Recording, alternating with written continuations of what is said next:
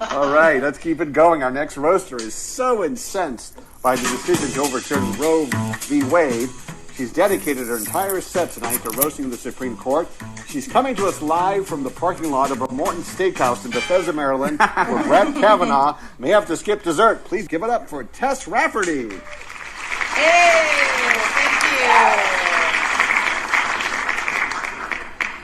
We're here tonight to roast 6 people who prove that we do everything better in America, right down to home-growing our own religious terrorists. Give it up. Give it up for the people putting the Supreme back in white supremacy and the white supremacy back in the Supreme Court. Those jihad jurists, the High Court holy warriors, SCOTUS. What can you say about this Supreme Court that Hillary Clinton didn't try to warn us about 6 years ago?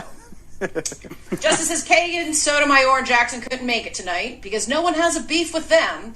Instead, I'd like to congratulate these 3 trailblazing women. Imagine working that hard your entire life to get your dream job, only to end up serving alongside a bunch of mediocre white guys who can't hold their liquor.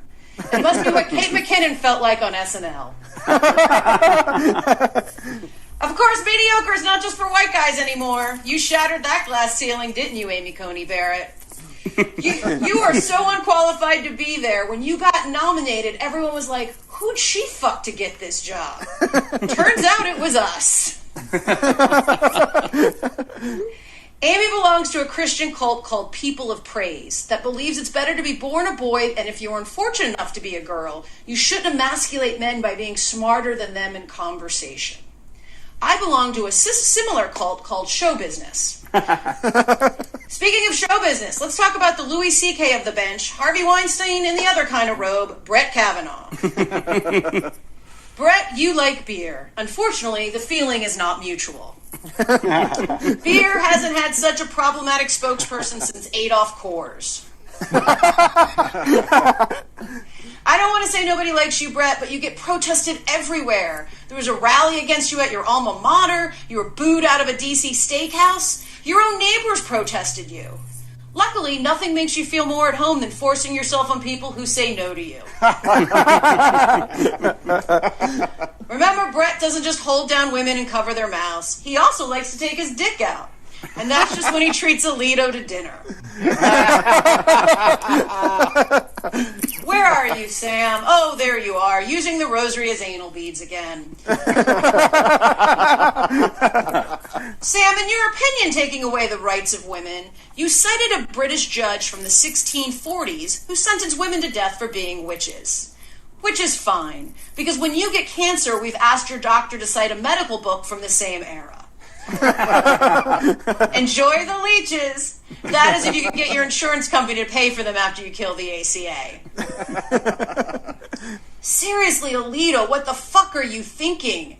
The 1640s? You're fucking Italian. They would have considered you a witch for cooking with garlic. Also, you and I are going to have a conversation about what they considered white back then, because I think the 6 of you are in for a shock. They would have sent Kavanaugh to the back of the buggy just for being Irish. I know that seems inconceivable to everyone right now, so, just wait a few weeks, you'll get it.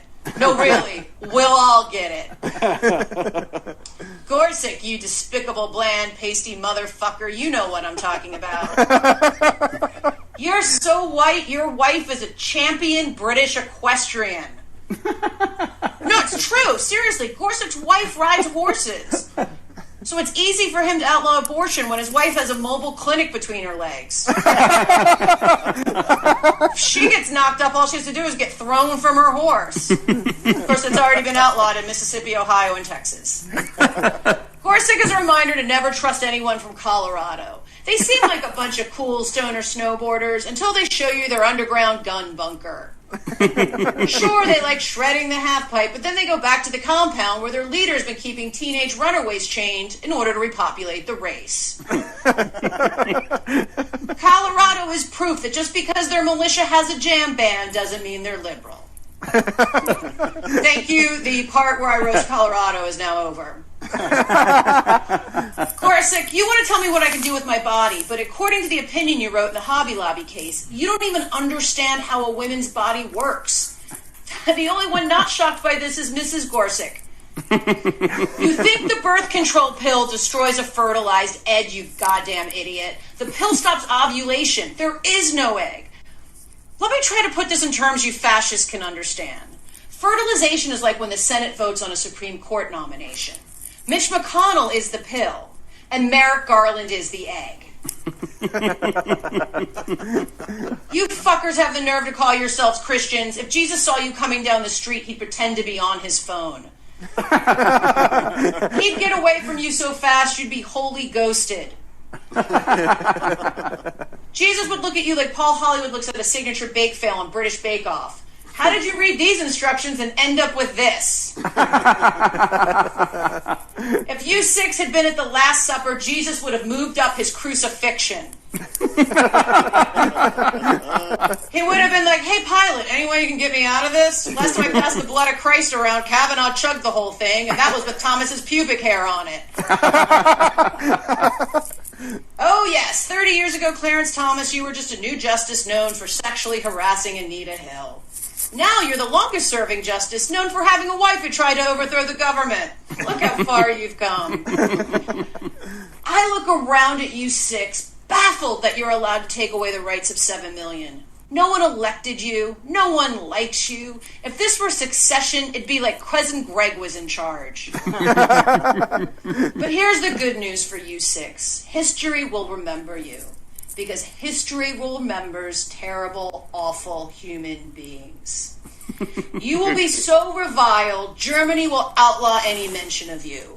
Southerners will build statues to you.